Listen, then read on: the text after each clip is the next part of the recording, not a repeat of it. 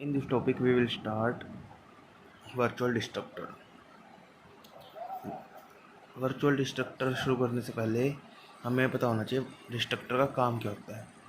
तो destructor mainly हमारा use होता है मेमोरी स्पेस जो हमने एलोकेट करवाया था हमारे प्रोग्राम कोड को एग्जीक्यूट करवाने के लिए, उसको फ्री अप करवाने के लिए हम डिस्ट्रक्टर और कंस्ट्रक्टर का यूज़ करते हैं।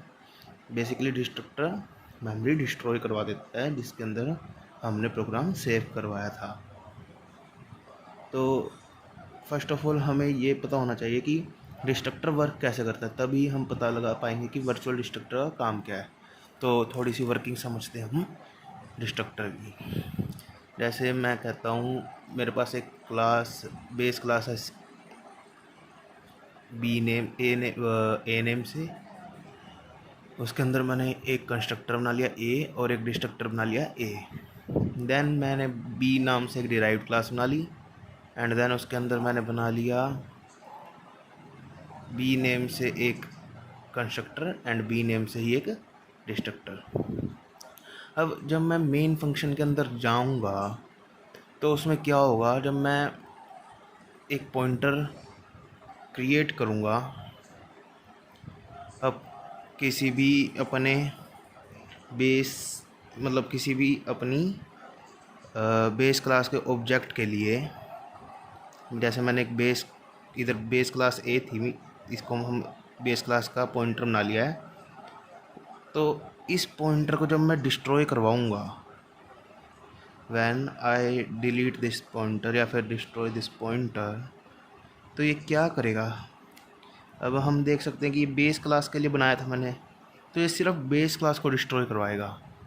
क्या करवाएगा, सिर्फ बेस क्लास का जो डिस्ट्रक्टर और कंस्ट्रक्टर मैंने बनाए थे उनको डिस्ट्रॉय करवाएगा, ना कि डिराइव्ड क्लास का। तो मैं क्या कह सकता हूँ, जैसे कि एक बेस क्लास है, एक डिराइव्ड क्लास है। इफ़ मैं बेस क्लास के डिस्ट्रक्टर को वर्चुअल ना बनाऊँ, देन जब मैं पॉइंटर को डिलीट करूँगा, जब मेरे को मेमोरी स्पेस फ्री करवानी होगी, सिर्फ बेस क्लास ही फ्री होगी, डिराइव्ड क्लास नहीं होगी।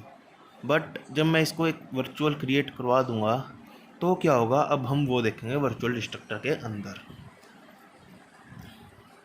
तो वर्चुअल डिस्ट्रक्टर क्या करता है कि जैसे मैंने आपको बताया कि सिर्फ at the time of pointer को डिलीट करने के सिर्फ बेस क्लास ही हमारी फ्री हो पाएगी, बेस क्लास ही डिलीट होगी, ना कि डिराइव्ड क्लास।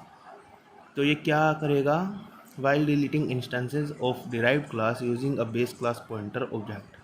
मतलब जब मैं इसको एक वर्चुअल डिस्ट्रक्टर बना दूँगा तो हमारा पॉइंटर पहले इसके ऊपर जाएगा, देन वो नीचे आएगा तो उसको कुछ मिलेगा नहीं, तो सीधा सडनली हमारी डिराइव्ड क्लास में जंप कर जाएगा। तो क्या करेगा, अ बेस और parent class destructor use the virtual keyword to ensure both base class and derived class destructor will be called at run time. उसने वही कहा है कि हम इसको क्यों वर्चुअल बना रहे हैं, ताकि जब हम पॉइंटर से हमारी बेस क्लास को कॉल करवाएं तो वो साथ के साथ डिराइव्ड क्लास को भी कॉल करवा ले। अगर मैं इस बेस डिस्ट्रक्टर को वर्चुअल नहीं बनाऊंगा, देन ये सिर्फ इतना ही कॉल करवाएगा, इसको कॉल नहीं करवाएगा। तो at the time of deleting सिर्फ ये डिलीट होगा, ये डिलीट नहीं होगा।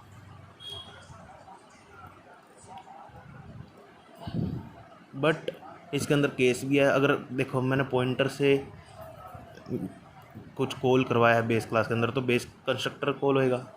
अब वो इधर गया तो इसको वर्चुअल बना रखा है तो वो सीधा इधर चला गया, तो पहले बेस कंस्ट्रक्टर कॉल होएगा, then derived constructor, then derived destruct, ये जो कंस्ट्रक्टर बनाया था उसको डिस्ट्रक्ट करेंगे, फिर at the last base destructor अपने आप ही डिस्ट्रॉय हो जाएगा, क्योंकि हमें पता है कि ये तो डिस्ट्रॉय होना ही होना है, चाहे हम इसको वर्चुअल बनाएं या ना बनाएं। एक बार ही कंस्ट्रक्टर कॉल हो गया तो वो डिस्ट्रॉय भी होगा ही होगा।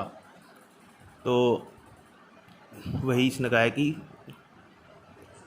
पहले किसको, डिराइव्ड क्लास के कंस्ट्रक्टर को फ्री करवाएगा, देन बेस क्लास के डिस्ट्रक्टर को रिलीज़ करेगा। इसका एक एग्जांपल समझ लेते हैं। बेस क्लास बनाई, उसी बेस नाम से ही हमने एक कंस्ट्रक्टर क्रिएट कर दिया। हमें पता है कि जो हमारी क्लास का नेम होता है उसी नेम से हम कंस्ट्रक्टर क्रिएट करते हैं। देन एक डिस्ट्रक्टर क्रिएट करा, डिस्ट्रक्टर का साइन ये होता है, याद रखना है, और उसको हमने वर्चुअल बना दिया है ताकि हमारा पॉइंटर जो है वो डिराइव्ड क्लास को भी कंसिडर करवाए। डिराइव्ड क्लास में हमने इनहेरिट करवाए बेस क्लास के features and then we created constructor then destructor. अब यहाँ देखना है बड़ा मेन चीज़, मेन फंक्शन के अंदर मैंने बेस क्लास का एक पॉइंटर क्रिएट करवाया है और एक न्यू नेम से ऑब्जेक्ट क्रिएट कराया है। अब हमें हमेशा याद रखना है कि न्यू ही नेम से डिराइव्ड क्लास का ऑब्जेक्ट क्रिएट होगा, ये प्री डिफाइंड है। तो न्यू नेम से हमने डिराइव्ड क्लास का ऑब्जेक्ट क्रिएट करवा दिया है। एंड जब हम इस पॉइंटर को डिलीट कर रहे हैं तो वर्चुअल